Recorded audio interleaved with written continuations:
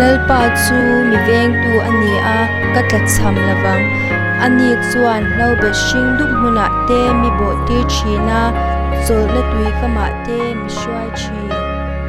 min veng tu chu lalpa ani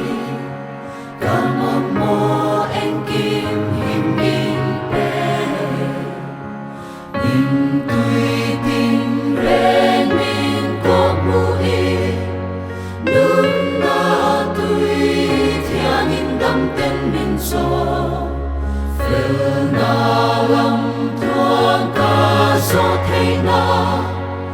adu song in thar min din sat fo chi thi na lin korwa so aka chau lai po i ka chau lai en ma ka lai tok lo fa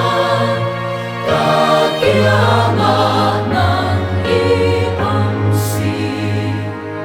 min ven tu chu lalpa ani kamam mo engkim him min pe min tui tin ren min ko mu i nun na tui thiang in dam ten min so fel na lam tuang ka so thei na adu song in thar min din sat fo chi thi na lim korwa so aka chau lai po i ka chau